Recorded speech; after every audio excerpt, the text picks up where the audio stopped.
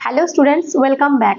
তো আমরা করছিলাম 2025-এর যে WBH এর টেস্ট পেপারটা বেরিয়েছে, সেখান থেকে অঙ্কের যে প্রথমের পেজটা রয়েছে তার থেকে কিছু অঙ্ক আমরা করে নিয়েছিলাম। আজকে আমরা করব যেটা পরের পেজ রয়েছে, পূর্ব Bardhaman district inter school test. সেখান থেকে আজকে 1 আর 2 নম্বরের যে অঙ্কগুলো রয়েছে, অর্থাৎ 1, 2, 3 আর 4-এর দাগের যে অঙ্কগুলো রয়েছে সেগুলো আজকে করব। তো চলো শুরু করা যাক। দেখো, একের অঙ্কটা কি রয়েছে, কোনো মূলধন একটি নির্দিষ্ট সরল সুদের হারে 20 বছরে দ্বিগুণ হয়, একই সরল সুদের হারে ওই মূলধন 3 গুণ হবে কত বছরে? তো এখানে 20 বছরে দ্বিগুণ হচ্ছে, দেখো মূলধন আর সুদের হার কোনোটাই কিন্তু দেওয়া নেই। তাহলে আমরা যদি ধরে নিই যে মূলধনটা হচ্ছে পি আর সুদের হারটা হচ্ছে আর, তাহলে সুদ কত হবে? সুদ 20 বছরে যেহেতু রয়েছে, তাহলে এখানে সময়টা হচ্ছে 20/100। ঠিক আছে, তো এটা হচ্ছে 20 বছরের সুদ সমান কত? 20, 5-এ 100 সমান হচ্ছে PR/5। এবার যেহেতু 20 বছরে দ্বিগুণ হচ্ছে, দ্বিগুণ হওয়ার মানে কি? দ্বিগুণ হওয়ার মানে আমাদের যেটা সুদ প্লাস আসল মানে P প্লাস I, সেটা হচ্ছে 2P, তাই তো? তাহলে এখান থেকে আইটা কত পাচ্ছি? আই মানে সুদ, সেটা কত পাচ্ছি? 2P মাইনাস P সমান হচ্ছে P। তাহলে আমরা এখান থেকে কি বলতে পারি? অতএব PR/5 সমান হচ্ছে P। তাহলে P কেটে গেলে আর সমান হচ্ছে 5। তাহলে আর এর মান আমরা পেয়ে গেলাম 5%। আর এর মানটা পেয়ে গেছি। এবার দেখবো ওই একই সরল সুদের হারে, অর্থাৎ 5% সরল সুদের হারে মূলধনটা 3 গুণ হবে কত বছরে? তাহলে এখানে আমাদের সময় বার করতে হবে যে দেখো P ইন্টু 5 ইন্টু এখানটায় T/100 সমান কত লিখবো? দেখো যেহেতু 3 গুণ হচ্ছে, 3 গুণ হওয়া মানে কত? 3P, সেটা হচ্ছে সুদ আসল, তার থেকে আসলটা বিয়োগ করে নিলাম। তাহলে এখানে কত হচ্ছে? 5, 20-তে 100, তাহলে PT/20 সমান হচ্ছে 2P। দেখো P আর P কেটে গেল, তাহলে T সমান কত? 20 আর 2-এ গুণ করলে হচ্ছে 40। তাহলে একেরটা উত্তর কত হচ্ছে? 40 বছর। দেখো এরটাতে রয়েছে 40 বছর, এটা হচ্ছে এরটা। এরপরে 2-এর অঙ্কটা কি রয়েছে দেখো, x³/x সমান হচ্ছে 1, এটা দেওয়া রয়েছে। তাহলে বলছে এই সমীকরণটির বীজগুলি কি কি হবে? তো এই সমীকরণটার বীজগুলির জন্য দেখো, প্রথমে যদি আমরা এটাকে করে নিই, কোনাকুনি গুণ করলে x³ সমান x বা x³ মাইনাস x সমান হচ্ছে 0, x কমন নিলে x² মাইনাস 1 সমান 0। তাহলে এখান থেকে কি পাচ্ছি? x সমান 0 আর x² মাইনাস 1 সমান 0। এখান থেকে x² সমান 1, x সমান প্লাস মাইনাস 1।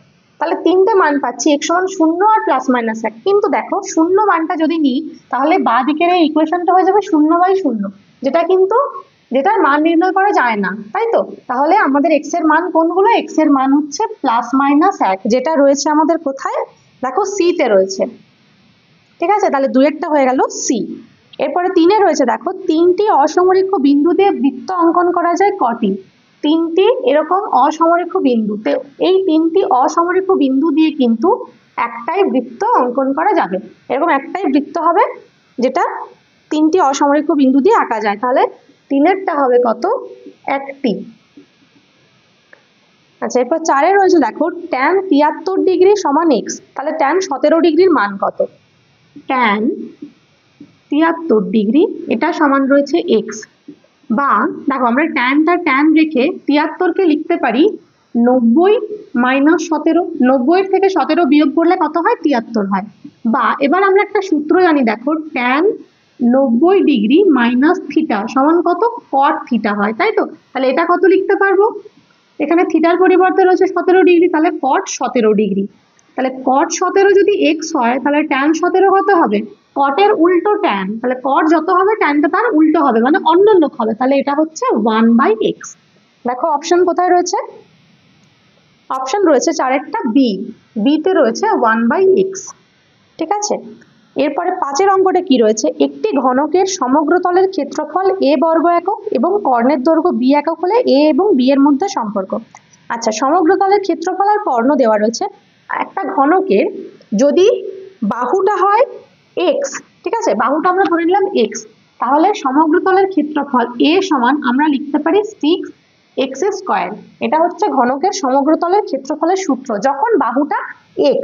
আর একই রকম ভাবে বাহু যখন x, তখন কর্ণ কত? কর্ণ b সমান হচ্ছে √3x। ঠিক আছে, এবার এখান থেকে আমরা কি করব? x এর মানটা বার করে নেব। দেখো x সমান হচ্ছে b/√3। তাহলে এখানে যদি মানটা বসাই, অতএব a সমান কত লিখতে পারি? 6, আর x এর মানটা বসিয়ে দিলাম b/√3।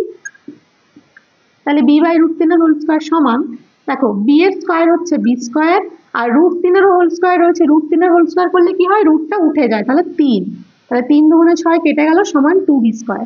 তাহলে আমাদের হলো a সমান 2b স্কোয়ার। এবার অপশন দেখো রয়েছে কি এটা, দেখো a সমান 2b স্কোয়ার নেই, এখানে b স্কোয়ারের মান যদি 2টাকে নিচে নিয়ে চলে আসি তাহলে হচ্ছে a বাই 2 সমান হচ্ছে b স্কোয়ার। দেখো এইটা রয়েছে a বাই 2 সমান b স্কোয়ার বা b স্কোয়ার সমান a বাই 2, যেটা রয়েছে আমাদের d তে। ঠিক আছে, তাহলে 5এরটা হয়ে গেল d।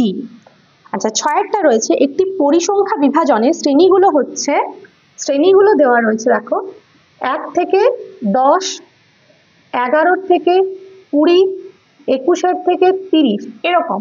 অর্থাৎ এটা কিন্তু কন্টিনিউয়াস নয়, মানে মাঝে একটা গ্যাপ রয়েছে। দেখো এটা 10-এ শেষ হচ্ছে কিন্তু পরেরটা 10-এ শুরু হচ্ছে না, 11-তে হচ্ছে। তো এই যে শ্রেণী সীমা, এখান থেকে আমরা কিন্তু শ্রেণী সীমানা বার করি, যেটা কি হয় 0.5 থেকে 10.5, এটা হয়ে যায় 10.5 থেকে 20.5, তারপরেরটা হয়ে যায় 20.5 থেকে 30.5।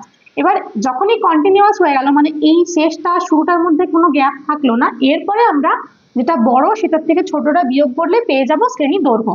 সেটা কি করে পাবো, দেখো 10.5 তার থেকে 0.5 বিয়োগ, 10.5-এর থেকে 0.5 বিয়োগ করলে এটা 0, 0, 1, তাহলে কত হচ্ছে 10।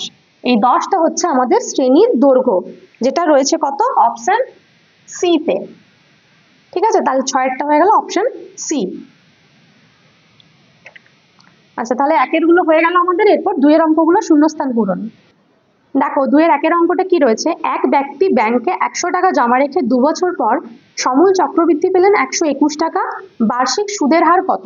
তো জমা রাখছে 100 টাকা, অর্থাৎ পিটা হচ্ছে পি সমান হচ্ছে 100, সময় মানে এন সমান হচ্ছে 2 বছর, আর আমাদের সুদের হার দেওয়া নেই, আটটা দেওয়া নেই। তাহলে কি করব আমরা, সমূল চক্রবৃদ্ধি তো বলাই রয়েছে, তাহলে p into 1 plus r by 100 whole to the power n সমান হচ্ছে কত, 121, বা 1 plus r by 100 whole square. এই যে বাঁ দিকে 100টা রয়েছে সেটাকে আমরা ডান দিকে পাঠিয়ে দিলাম, তাহলে 121 বাই 100 হয়ে গেল, বা এখানে ভেতরে 1 প্লাস r বাই 100 এটার হোল স্কোয়ার সমান, ডান দিকটা দেখো 121 হচ্ছে 11 স্কোয়ার আর 100 হচ্ছে 10 স্কোয়ার। এবার দুদিক থেকে আমরা কি করতে পারি, দুটো স্কোয়ার বাদ দিয়ে দিতে পারি, তাহলে হচ্ছে 1 প্লাস r বাই 100 সমান হচ্ছে 11 বাই 10, বা r বাই 100 সমান কি করতে পারি, বাঁ দিকে দেখো যে একটা রয়েছে সেটা ডান দিকে চলে গেল, তাহলে r বাই 100 সমান, এটা লসাগু করলে নিচে 10, 10 আর 10 মিলে গেলে 11 মাইনাস এখানে হচ্ছে 10, বা r বাই 100 সমান কত, 1 বাই 10, 0 0 কেটে গেল, এরপরে কোনাকুনি গুণ করলে কত পাচ্ছি, r সমান 10।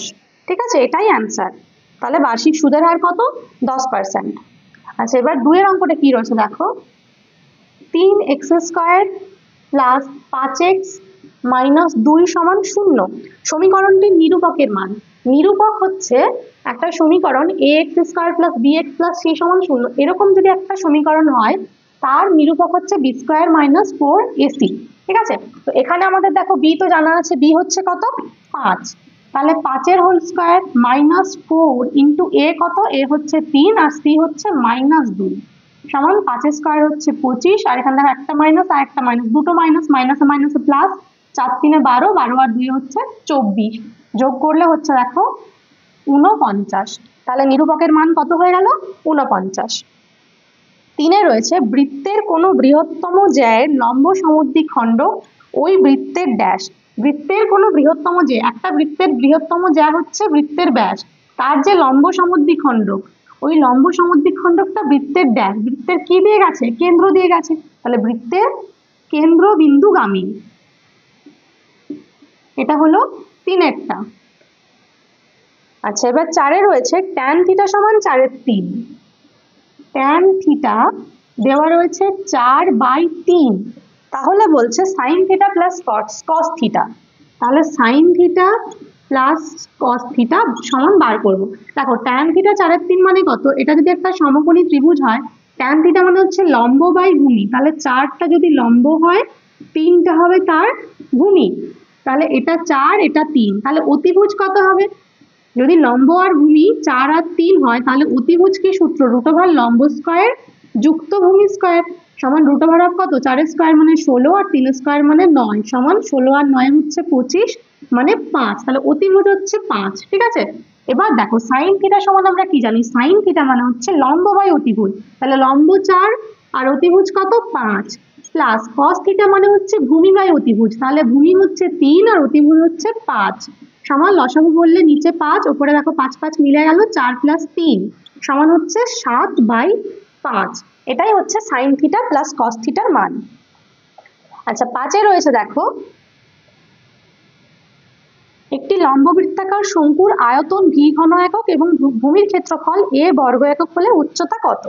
তো শঙ্কুর আয়তন ভি এর সূত্র হচ্ছে 1/3 পাই আর স্কয়ার এইচ, আর যেটা দেওয়া রয়েছে ভূমির ক্ষেত্রফল সেটা হচ্ছে এ সমান হচ্ছে পাই আর স্কয়ার। ঠিক আছে, তো এবার দেখো অতএব ভি সমান আমরা কত লিখতে পারি, এই যে পাই আর স্কয়ারের মানটা এ সেটা এখানে বসাতে পারি, তাহলে হচ্ছে 1/3 এ এইচ, বা এবার কোনাকুনি গুণ করলে কি হচ্ছে 3v সমান দেখো হচ্ছে এ এইচ, বা এইচ সমান কত লিখতে পারবো 3v/a। ঠিক আছে, এটাই হচ্ছে অ্যান্সার। উচ্চতা চাইছিল, তাহলে উচ্চতা কত 3v/a, যেহেতু ভি আর এটা বলে দেওয়া ছিল। আচ্ছা 6-এর অঙ্কটা, 6-এরটা দেখো আগের পেজেও এই অঙ্কটাই ছিল। যৌগিক গড়, মধ্যমা আর সংখ্যাগুরু মান হলো ড্যাশ প্রবণতার মাপক, এটা হচ্ছে কি কেন্দ্রীয় প্রবণতার মাপক, কেন্দ্রীয়। ঠিক আছে 6-এরটা, তাহলে শূন্যস্থান পূরণ হয়ে গেল। এবার রয়েছে সত্য মিথ্যা।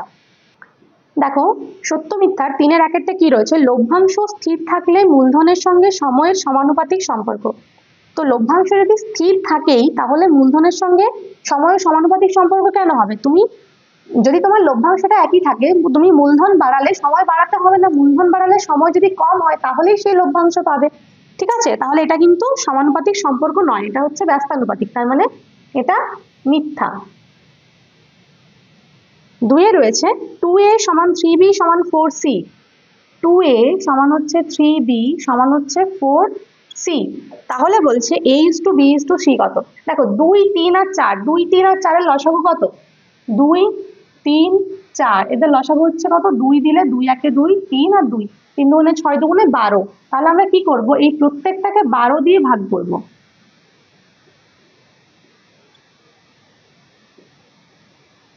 দেখো 2 6 এ 12, 3 4 এ 12 আর 4 3 এ 12, তাহলে কত হচ্ছে a/6 সমান b/4 সমান c/3, তাহলে a:b:c সমান লিখতে পারি 6:4:3। ঠিক আছে, তাহলে দেওয়া রয়েছে 2:3:4, তাহলে এটাও কি হচ্ছে মিথ্যা। 3-এ রয়েছে একটি ত্রিভুজের 3টি বাহুর দৈর্ঘ্যের অনুপাত 3:4:5 হলে ত্রিভুজটি সর্বদা সমকোণী ত্রিভুজ হবে, এটা সত্য তাই তো, যেটা হচ্ছে 3 4 5, তো দেখো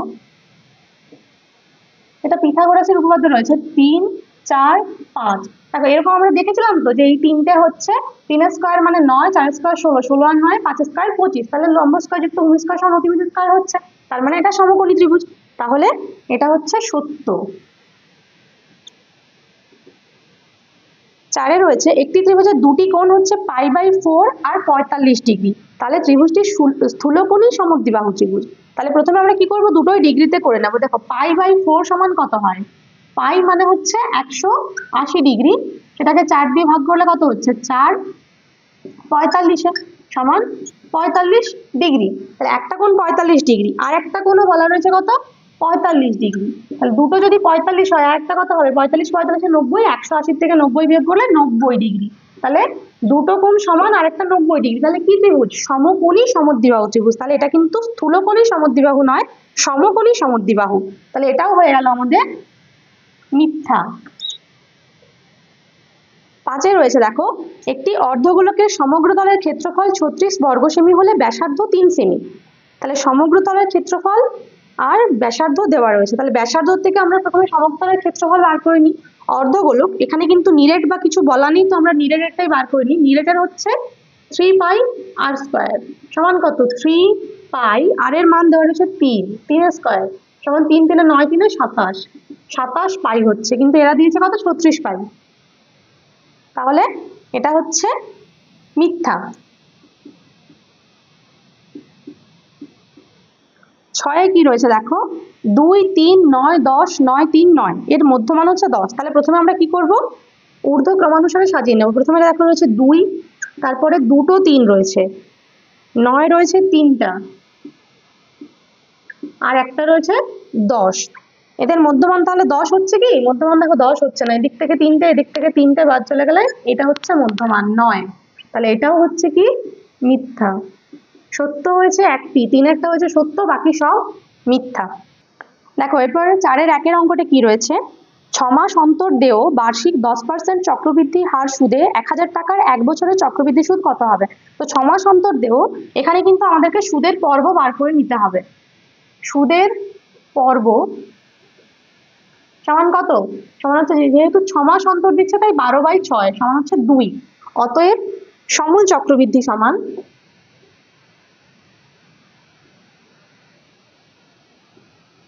সূত্রটা কি হয়, p × 1 প্লাস সুদের পর্ব যেটা r/, সেটাই হয় নিচে 100 হোল টু দি পাওয়ার সুদের পর্ব তার সাথে n গুণ হয়। ঠিক আছে, তাহলে এবার p এর মান কত রয়েছে দেখো, p এর মান রয়েছে 1000 × 1 প্লাস r এর মান রয়েছে 10, আর এই দুইটা নিচে 100 সাথে গুণ হয়ে এটা হয়ে যাচ্ছে 200, আর উপরে 1 বছরে যেহেতু বলেছে তাহলে এটা 2 এর সাথে 1 গুণ হলে 2 সমান 0 0 কেটে গেল, সমান হচ্ছে 1000। এখানে 1 প্লাস 1-এর 20, 1 প্লাস 1-এর 20 মানে হচ্ছে 21/20 হোল স্কয়ার রয়েছে তাই দুবার লিখলাম। 0 দুটো কেটে গেল, 2 5-এ 10। ঠিক আছে, তাহলে এবার দেখো 21 আর 21-এ গুণ করলে হয় 441, এটাকে 5 দিয়ে গুণ, 5 1-এ 5, 5 4-এ 20, 2 5 4-এ 20 আর 2-এ 22, তাহলে 2205/2। এখানে টাকা লিখবো। এবার ভাগ করলে দেখো 2 1-এ 2, 2 1-এ 2, 0 2 2-এ 4, আর রয়েছে 10 হচ্ছে, তাহলে 2 5-এ 10 টাকা। এটা হচ্ছে সমূল চক্রবৃদ্ধি। অতএব আমাদের কিন্তু চাইছে কি চক্রবৃদ্ধির সুদ, তার জন্য আমাদের কি করতে হবে, সমূল চক্রবৃদ্ধির থেকে যেটা ছিল আসল সেটা বিয়োগ করব। আসল কত ছিল? 1000 টাকা, সমান হচ্ছে 102.5 টাকা। ঠিক আছে, তাহলে এটাই উত্তর, যে 1 বছরের চক্রবৃদ্ধি সুদ হচ্ছে 102.5 টাকা।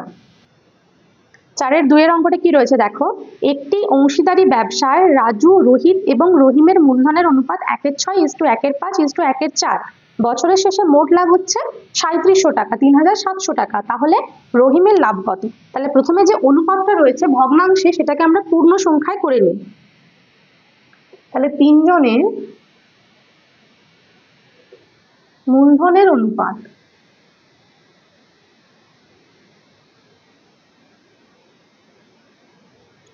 সমান, দেখো কত রয়েছে, 1/6 = 1/5 = 1/4। তাহলে প্রথমে কি করব, 6 5 আর 4-এর লসাগু বার করব। কত হচ্ছে, 6 5 আর 4-এর 2 দিয়ে ভাগ করতে পারি, 2 3-এ 6, এখানে 5, 2 2-এ 4, তাহলে কত হচ্ছে, 3 2-এ 6, 5-এ 30 আর 2 হচ্ছে 60। তাহলে 1/6 একে 60 দিয়ে গুণ করলাম, = 1/5, এটাকেও 60 দিয়ে গুণ, আর 1/4-কেও 60 দিয়ে গুণ। তাহলে দেখো 6 10-এ 60, 5 12-তে 60, আর 4 15-তে 60। তাহলে আমাদের হয়ে গেল 10:12:15। এবার যেহেতু লাভটা চাইছে রহিমের, তাহলে কিন্তু আমরা যেটা রহিমের মূলধনের আনুপাতিক ভাগহারই বার করব। রহিম কোথায় ছিল দেখো, শেষে, রাজু, এটা রোহিত, আর এটা রহিমের মানে 15। তাহলে রহিমের লাভ সমান কত হচ্ছে, 3700 টাকা ছিল মোট লাভ, তার সাথে রহিমের মূলধনের যেটা আনুপাতিক ভাগহার মানে 15, আর নিচে হচ্ছে 10 12 আর 15-র যোগ, এখানে টাকা, সমান 3700 × 15, নিচে যোগ করলে কত হচ্ছে দেখো, 37 হচ্ছে। তাহলে 37 100 কেটে গেল, সমান হচ্ছে 1500 টাকা। ঠিক আছে, এটাই হচ্ছে রহিমের লাভ। এরপর দেখো 4-এর 3-এর অঙ্কটা কি রয়েছে। 3-এ রয়েছে 5x² plus 13x plus k সমান 0। তো এই যে সমীকরণের বীজদ্বয় একটি অপরটির অন্যোন্যক হয় তবে k এর মান। তো একটা সমীকরণে বীজদ্বয় একটি অপরটির অন্যান্য, মানে আমরা দুটো বীজ ধরে নেব, ধরি বীজদ্বয় কত আলফা কমা 1/α, দুটো বীজ, একটা অন্যান্য, মানে একটা আলফা হলে তার অন্যান্য হচ্ছে 1/α, দুটো বীজ ধরে নিলাম। এবার বীজদ্বয়ের গুণফল, আমরা একটা সূত্র জানি যে একটা দ্বিঘাত সমীকরণের বীজদ্বয়ের গুণফল হচ্ছে c/a, তাহলে c মানে কত, c মানে এখানে k আর a মানে হচ্ছে 5, তাহলে এখানে লিখতে পারবো k/5। এবার দেখো আলফা আলফা কেটে গেল, বা k/5 সমান কত রয়েছে 1, বা k সমান হচ্ছে কত 5, ঠিক আছে। তাহলে কে এর মান চাইছিল, কে এর মান হয়ে গেল কত 5। দেখো এবার চারের অঙ্কটা কি রয়েছে, x এর মান দেওয়া রয়েছে, তাহলে বলছে x প্লাস 1/x এটা সমান কত। তাহলে প্রথমে আমরা কি করবো, x এর মান তো জানা আছে, 1/x জানা নেই, তাহলে আমরা প্রথমে 1/x এর মানটা বার করে নেব। 1/x হচ্ছে কত 1/3 প্লাস 2√2। এবার কি করব, এটার করণী নিরসন করব। করণী নিরসনের জন্য যেটা এর অনুবন্ধী করণী সেটা দিয়ে আমাদেরকে ওপর নিচে গুণ করতে হবে। তাহলে 3 মাইনাস 2√2 দিয়ে উপর নিচে গুণ করলাম, সমান দেখো উপরটা 3 মাইনাস 2√2 থেকে গেল, নিচটা a plus b into a minus b এর সূত্র চলে এসছে, মানে কত a square minus b square সমান উপরে 3 মাইনাস 2√2, নিচে 3 স্কোয়ার মানে হচ্ছে 9, আর 2√2 স্কোয়ার মানে কত, এখানে 2 স্কোয়ার হচ্ছে 4 আর √2 স্কোয়ার হচ্ছে 2, মানে 4 আর 2 হচ্ছে কত 8, সমান দেখো নিচে 1 হচ্ছে, তাহলে 1টা আর না লিখলেও চলে, বাই 1 লেখার কোনো দরকার নেই, তাহলে 3 মাইনাস 2√2 এটা হয়ে গেল 1/x এর মান। এবার এখানে মান বসাতে পারো, এখানে হচ্ছে 3 প্লাস 2√2 যেটা x এর মান, প্লাস 1/x এর মান হচ্ছে 3 মাইনাস 2√2, তাহলে কি হলো 2√2 আর 2√2 কেটে গেল, 3 আর 3 হচ্ছে কত 6, এটাই হচ্ছে আমাদের অ্যান্সার। আচ্ছা 5এর অঙ্কটা কি রয়েছে দেখো, বলছে ও কেন্দ্রীয় বৃত্তের এবি ও সিডি যা দুটি কেন্দ্র থেকে সমদূরবর্তী, কোণ এওবি সমান 60 ডিগ্রি আর সিডি সমান 6 সেমি হলে বৃত্তটির ব্যাসার্ধের দৈর্ঘ্য কত। তাহলে প্রথমে একটা আমরা বৃত্ত এঁকে নেব। এই যে বৃত্তটা, এর এবি আর সিডি, এখানে একটা ও বিন্দু, এটা হচ্ছে কেন্দ্র, আর এটা এবি, এটা সিডি, ঠিক আছে, এবি আর সিডি এরা হচ্ছে দুটো সমান দৈর্ঘ্যের, যেটা কেন্দ্র থেকে সমদূরবর্তী, কোণ এ ও বি, মানে এই যে এ ও বি এটা হচ্ছে কত 60 ডিগ্রি, ঠিক আছে, আর সিডিটা হচ্ছে 6 সেমি, এই যে সিডি সেটা হচ্ছে 6 সেমি। এবার সাথে আমাদেরকে কি করতে হবে, এদিকে ওসি আর ও ডি এই দুটোকেও যোগ করতে হবে। এবার দেখো এই যে বিওসি আর এওডি এই দুটো কিন্তু একটা সরল রেখা, তাহলে সরল রেখাতে কি হয়, একটা যেটা এদিকে এওবিটা তার বিপ্রতীপ কোণ এখানে তৈরি হয়েছে সিওডি, তাহলে এওবিটা যদি 60 ডিগ্রি হয়, কোণ এ ও বি সমান তো 60 ডিগ্রি দেওয়া রয়েছে, অতএব কোণ সিওডি সমান কত হবে 60 ডিগ্রি, ঠিক আছে, এটা হয়ে গেল আমাদের কত 60 ডিগ্রি। তাহলে আর নিচে দেখো সিডি সমান 6 সেমি, এটা জানা আছে। আবার কি, যেহেতু ও কেন্দ্রীয় একটা বৃত্ত ছিল, এটা একটা বৃত্ত, তাহলে বৃত্তের ও সি আর ওডি এরা দেখো একই বৃত্তের ব্যাসার্ধ, তাই তো, ও কেন্দ্র থেকে বৃত্তের উপর একটা বিন্দু সি, আবার এদিকে ডি, তাহলে ওসি আর ওডি দুটোই ব্যাসার্ধ, তাহলে দুটোই সমান। তাহলে ওসি আর ওডি যদি সমান হয়, তাহলে ওসির বিপরীতে যে কোণটা রয়েছে সেটা, আর এদিকে ওডির বিপরীতে যে কোণটা রয়েছে সেটা সমান হবে, তাহলে কোণ ও ডিসি সমানই কোণ ও সিডি সমান কত হবে 180 থেকে 60 বিয়োগ সেটাকে 2 দিয়ে ভাগ, যেহেতু এই কোণটা 60, তিনটে কোণ মিলে 180, তার মধ্যে একটা হচ্ছে 60, তাহলে বাকি দুটো যদি সমান হতে হয় তাহলে 180 থেকে বিয়োগ করে তাকে 2 দিয়ে ভাগ করতে হবে, তার মানে 120/2 সমান হচ্ছে 60 ডিগ্রি। তার মানে দেখো এই দুটো কোণও হয়ে গেল আমাদের 60 ডিগ্রি, তাহলে একটা ত্রিভুজ তার তিনটি কোণেই 60 ডিগ্রি, তাহলে সেটা কি ত্রিভুজ, সেটা হচ্ছে সমকোণী ত্রিভুজ, আর সমবাহু ত্রিভুজ। আর সমবাহু ত্রিভুজের আমরা কি জানি, প্রত্যেকটি বাহু সমান, তার মানে সিডির সাথে ওসি সমান, ওডি সমান, সবাই সমান, তার মানে ওসি আর ওডি সেটা হচ্ছে কত 6 সেমি। এবার অ্যান্সারে কি চাইছে দেখো, বৃত্তটির ব্যাসার্ধের দৈর্ঘ্য, তাহলে প্রথমে আমরা লিখবো অতএব ওসি সমান ওডি সমান হচ্ছে 6 সেমি, ঠিক আছে, অতএব বৃত্তের ব্যাসার্ধ সমান 6 সেমি, ঠিক আছে। তার আগে উপরে লিখে দিতে পারো যে অতএব ত্রিভুজ ও সিডি সমবাহু ত্রিভুজ, সমবাহু ত্রিভুজ, এটা লিখে দেবে। তাহলে সমবাহু ত্রিভুজ হলে 3টি বাহু সমান হয়, তাহলে বাকি দুটো বাহু 6 সেমি, তাহলে এটাও 6 সেমি, মানে বৃত্তের ব্যাসার্ধ হচ্ছে 6 সেমি। দেখো এবার 4 দাগের 6টা কি বলা রয়েছে, পি কেন্দ্রীয় বৃত্তের উপর এবিসি 3টি বিন্দু এমন ভাবে অবস্থিত যে এপিসিবি একটি সামান্তরিক, তাহলে কোণ এপিসি এর মান কত? তাহলে একটা বৃত্ত রয়েছে, এই বৃত্তের কেন্দ্র হচ্ছে পি, আর এই কেন্দ্র থেকে এখানে একটা সামান্তরিক আমাদেরকে আঁকতে হবে।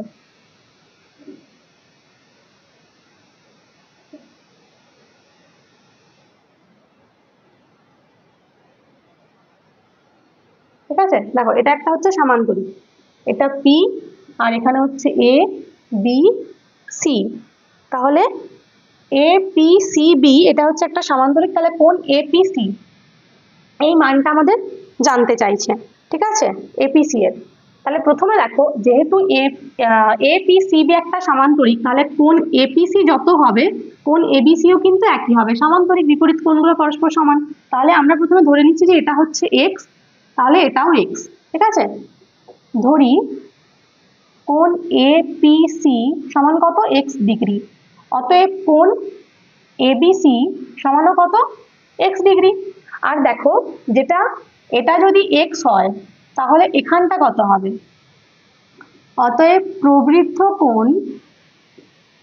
কোণ কত, এপিসি সমান কত হবে, একটা বিন্দুর চারদিকে মোট 360 ডিগ্রি কোণ হয়, তাহলে এটা হচ্ছে 360 ডিগ্রি মাইনাস এক্স, তাই তো, ওই কোণটা। আবার দেখো এই যে এসি বৃত্তচাপ, এসি বৃত্তচাপের ওপর একটা কেন্দ্রস্থ আর একটা পরিনিস্থ কোণ রয়েছে, প্রবৃদ্ধ কোণ এপিসি কেন্দ্রস্থ কোণ, এটা হচ্ছে কেন্দ্রস্থ কোণ, এবং কোণ এবিসি হচ্ছে কি পরিনিস্থ কোণ, তাই তো। তাহলে কেন্দ্রস্থ কোণ কি হয়, পরিনিস্থ কোণের দ্বিগুণ হয়, তাহলে অতএব কি লিখতে পারবো, প্রবৃদ্ধ কোণ এপিসি সমান হচ্ছে 2 কোণ এবিসি। এবার আমরা মান বসাবো যেগুলো আমাদের জানা আছে, বা প্রবৃদ্ধ কোণ এপিসি এর মান হচ্ছে 360 ডিগ্রি মাইনাস এক্স, আর এবিসি এর মান তো এক্স ছিলই, তাহলে 2x হয়ে গেল। এবার দেখো এক্সটা ওইদিকে চলে গেল, তাহলে হচ্ছে 2x প্লাস এক্স সমান হচ্ছে 360, বা 3x সমান হচ্ছে কত, 360, বা x সমান 360/3, তাহলে কাটাকাটি করলে হচ্ছে 120, বা x সমান 120। ঠিক আছে, তাহলে আমরা কি লিখবো, অতএব কোণ এপিসি এর মান হচ্ছে 120 ডিগ্রি।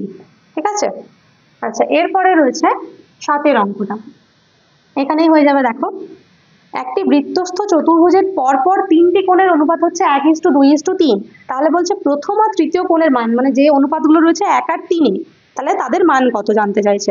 তাহলে প্রথমে 3টে কোণের অনুপাত যে দেওয়া রয়েছে, আমরা 3টে কোণকে ধরে নেব, ধরি কোণ 3টি কত কত ধরবো, x, 2x আর 3x। ঠিক আছে, এবার বলছে প্রথম আর তৃতীয় কোণের অনুপাত, তার মানে কোণের মান কত, প্রথম আর তৃতীয় কোণের মান জানতে চাইছে, মানে x আর 3x। এবার দেখো যেহেতু এটা বৃত্তস্থ চতুর্ভুজ, বৃত্তস্থ চতুর্ভুজের বিপরীত কোণগুলো কি পরস্পর সম্পূরক, তাহলে অতএব আমরা কি লিখতে পারবো, x প্লাস 3x সমান হচ্ছে 180 ডিগ্রি। পরস্পর সম্পূরক হওয়া মানে হচ্ছে যোগফলটা 180 হবে, বা 4x এটা সমান হচ্ছে 180, এখানে ডিগ্রি লেখার দরকার নেই যেহেতু সমীকরণ লিখছি, বা x সমান কত হচ্ছে 180/4, তাহলে 4 45, বা x সমান হচ্ছে 45। তাহলে প্রথম কোণটা কত, অতএব প্রথম কোণ সমান হচ্ছে কত, 45 ডিগ্রি, আর যেটা তৃতীয় কোণ 3x ছিল, তার মানে 3 তার সাথে 45 ডিগ্রি গুণ হবে 3x, তাহলে 5 3 15 আর 4 3 12 1 13, তার মানে কত হলো 135 ডিগ্রি। তাহলে দুটো কোণ কি কি, 45 ডিগ্রি আর 135 ডিগ্রি, প্রথম আর তৃতীয় কোণের মান। দেখো এবার 4 8 অঙ্কটা কি বলা রয়েছে, এই tan 1 degree into tan 2 degree 3 degree করে 89 ডিগ্রি পর্যন্ত এটা পুরোটার মান জানতে চাইছে, গুণফলটা। তাহলে প্রথমে আমরা এটাকে একটু সাজিয়ে লিখে নেব। দেখো tan 1 ডিগ্রি এর পাশে লিখলাম tan 89 ডিগ্রি, তার সাথে এবার tan 2 ডিগ্রির সাথে লিখলাম tan 68 ডিগ্রি, এখানে 89 আগে কত রয়েছে 68, এখানে ডট ডট দেওয়া রয়েছে মানে 3-এর পরে 4 5 6 7 করে 67 68 সমস্ত কিছু কিন্তু এখানেই রয়েছে। ঠিক আছে, ডট ডট করে দেখো এখানে একজনই আছে যার কোনো জোড়া নেই, সেটা হচ্ছে tan 45 ডিগ্রি। 45-এর আগে 44টা, আবার ওদিকেও 44টা রয়েছে, সেই 44টা মিলে জোড়া তৈরি করে নিল এই দুটো দুটো করে, আর 45টা একা রয়েছে। ঠিক আছে, সমান দেখো tan 1 ডিগ্রি এখানে থাকলো, আর tan 89-কে আমরা লিখবো tan 90 ডিগ্রি মাইনাস 1 ডিগ্রি। 89-কে 90 মাইনাস 1 লিখতে পারি। একই রকম ভাবে tan 2 ডিগ্রিটা থেকে গেল, আর 88-কে আমরা লিখতে পারি 90 ডিগ্রি মাইনাস 2 ডিগ্রি ইন্টু এখানে ডট ডট করে tan 45 কিন্তু থেকে গেল, সমান দেখো tan 1 ডিগ্রি থাকলো, এবার পাশে যেটা রয়েছে tan 90 ডিগ্রি মাইনাস থিটা, সেরকমই দেখতে tan 90 ডিগ্রি মাইনাস থিটা সমান হয় কি cot থিটা। তাহলে cot থিটা মানে কত লিখবো cot 1 ডিগ্রি। একই রকম ভাবে tan 2 ডিগ্রিটা থাকলো, আর এখানে যেটা tan 90 ডিগ্রি মাইনাস থিটা সেটাকে আমরা লিখবো cot 2 degree into dot dot করে এখানে tan 45 ডিগ্রি। তাহলে দেখো এখানে tan 1 আর cot 1 মিলে কত হয় 1, এই দুটো মিলে দুটোকে একসাথে গুণ করলে 1 হবে, যেহেতু tan এর উল্টো হচ্ছে cot, তাহলে একটা অন্যকে একটা সাল, তাহলে সেই দুটোকে গুণ করলে 1 হবে। একই রকম ভাবে tan 2 আর cot 2 গুণ করলে 1 হবে, ডট ডট করে এখানে সমস্তগুলোই 1 কিন্তু শেষে হচ্ছে tan 45 1। তো যতগুলোই 1 থাকুক না কেন সমস্ত 1 গুলো গুণ করলে কত হবে 1। ঠিক আছে, এটাই হচ্ছে অ্যান্সার। এটা খুব গুরুত্বপূর্ণ একটা অঙ্ক, খুব ভালো করে দেখে নাও। দেখো এবার 9-এর অঙ্কটা কি বলা রয়েছে, প্রমাণ করো 1 minus tan square 30 degree divide by 1 plus tan square 30 degree সমান হচ্ছে cos 60 ডিগ্রি। তাহলে এটা সমান আমাদেরকে প্রমাণ করতে হবে cos 60 ডিগ্রি। তাহলে প্রথমে যেটা বাম পক্ষ সেটাকে আমরা আগে বার করে নিই যে এটার উত্তর কত হচ্ছে। তাহলে 1 মাইনাস, এবার দেখো tan 30 ডিগ্রি, tan 30 ডিগ্রির মান হচ্ছে 1/√3, আর যেহেতু স্কয়ার রয়েছে তাহলে এখানে কি দেবো একটা হোল স্কয়ার, ডিভাইড বাই নিচেও একই রকম ভাবে 1 প্লাস, আর tan 30 ডিগ্রি রয়েছে তাহলে এটারও হোল স্কয়ার, সমান উপরে কত হচ্ছে 1 মাইনাস 1/3, আর নিচে হচ্ছে 1 প্লাস 1/3। এবার দেখো 1 মাইনাস 1/3 মানে প্রথমে লসাগু করে নিই, তাহলে উপরে হচ্ছে 3 মাইনাস 1, আর নিচে 3 প্লাস 1, আর নিচে হচ্ছে 3, সমান 3 মাইনাস 1 মানে হচ্ছে 2/3 গুণিত এখানে কি হচ্ছে 3 প্লাস 1, এটা উল্টে গেলে উপরে হচ্ছে 3/4, দেখো কেটে গেল 3 3 আর 2 2 4, তাহলে সমান হচ্ছে 1/2। এটা হচ্ছে আমাদের বাম পক্ষ LHS, আর RHS যেটা ডান পক্ষ সেখানে ছিল কত cos 60 ডিগ্রি, আর cos 60 ডিগ্রির মানও কত সেটা হচ্ছে 1/2। তাহলে আমাদের কি প্রমাণ হয়ে গেল LHS সমান হচ্ছে RHS, বা লিখতে পারো বাম পক্ষ সমান হচ্ছে ডান পক্ষ। দেখো এবার 10-এর অঙ্কটা কি রয়েছে, একটি লম্ববৃত্তাকার চোঙের উচ্চতা 14 সেমি এবং বক্রতলের ক্ষেত্রফল হচ্ছে 264 বর্গ সেমি। তাহলে চোঙটির আয়তন কত? লম্ববৃত্তাকার চোঙ, তার উচ্চতা দেওয়া রয়েছে, উচ্চতা মানে কি এখানে এইচটা দেওয়া রয়েছে, এইচ সমান কত 14 সেমি, আর দেওয়া রয়েছে বক্রতলের ক্ষেত্রফল, চোঙের বক্রতলের ক্ষেত্রফল, সেটা কি সূত্র, চোঙের বক্রতলের ক্ষেত্রফল হচ্ছে 2πRH, এটা সমান হচ্ছে 264, বা এখানে আমরা কি করব সমস্ত মানগুলো বসাবো, সেখান থেকে আর এর মান বার করব, আর এর মানটা আমাদের জানা নেই, সমান দেখো 264, এখানে 7 2 এ 14 কেটে গেল, বা আর সমান 264, আর দেখো এই যে 2 22 আর 2 এরা তিনজনই কিন্তু ওপরে রয়েছে, তাহলে যখনই ডান দিকে চলে যাবে সবাই কি হয়ে যাবে নিচে চলে আসবে। এবার 2 দিয়ে কাটো, 2 1 2, 2 3 6, 2 2 4, আর এবার 2 দিয়ে কাটলে 2 6 12, 2 6 12, আর 22 3 হচ্ছে 66, তাহলে বা আর সমান কত হয়ে গেল 3। তাহলে অ্যান্সারে কি চাইছিল চোঙটির আয়তন কত, তাহলে আর এর মান যখন পেয়ে গেছে তাহলে আয়তনও পেয়ে যাব।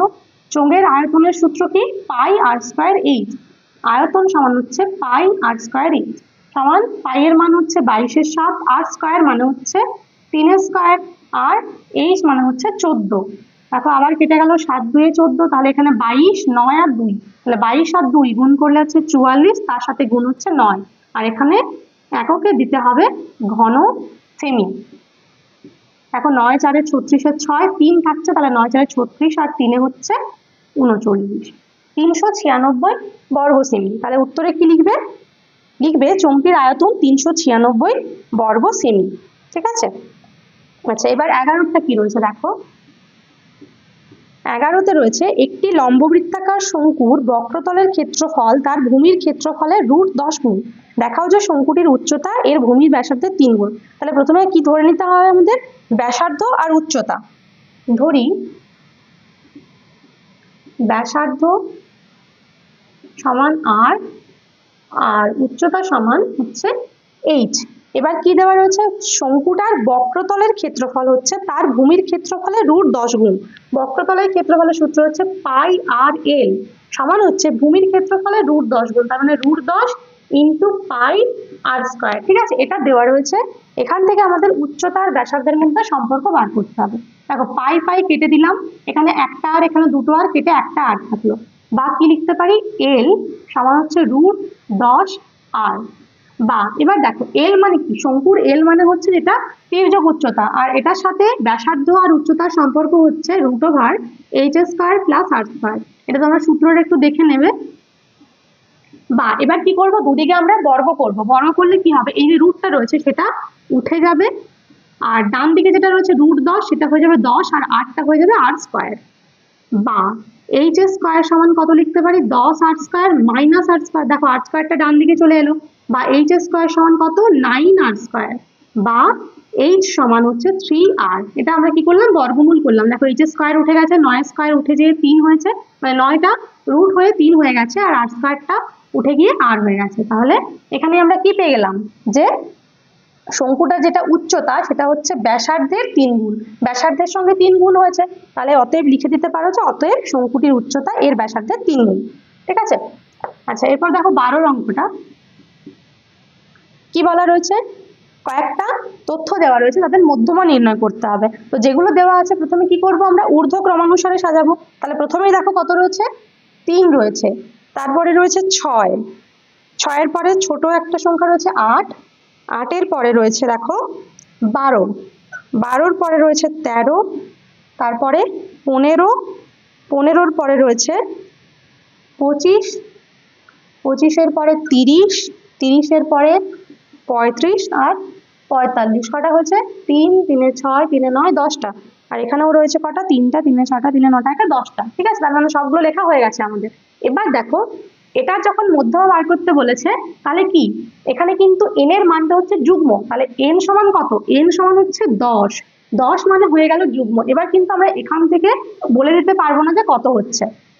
তার মানে কি, তার মানে মধ্যমার একটা সূত্র রয়েছে, যখনই n এর মান যুগ্ম হয় তখন মধ্যমা হয় n/2তম পদ, যেটা n/2তম পদ তার সাথে n/2 + 1, মানে তার পরের পদটা আর কি, সেই দুটো পদকে যোগ করে 2 দিয়ে ভাগ। এবার n এর মান তো 10, তাহলে n/2 মানে কত, 5, 5 নম্বর যে পদটা রয়েছে, তার মানে পঞ্চম পদ। আর লিখছি না, দেখো পঞ্চম পদ প্লাস পরেরটা হবে ষষ্ঠ পদ বাই 2। এবার পঞ্চম পদ কত, 1, 2, 3, 4, 5। দেখো এটা একটা আর এটা একটা, তাই তো 13 আর 15 সমান, তাহলে কত লিখতে পারি, 13 + 15/2 সমান হচ্ছে কত, 13 আর 15তে যোগ করলে হচ্ছে 28/2 সমান হচ্ছে কত, 14। ঠিক আছে, তাহলে মধ্যমা আমাদের কত হয়ে গেল, 14। এটাই অ্যান্সারে চাইছিল। তো আজকে 1, 2, 3, 4-এর দাগের যে অঙ্কগুলো ছিল সেগুলো হয়ে গেল। পরের দিন আমরা শুরু করব পাটিগণিত আর বীজগণিত থেকে যে অঙ্কগুলো রয়েছে সেগুলো।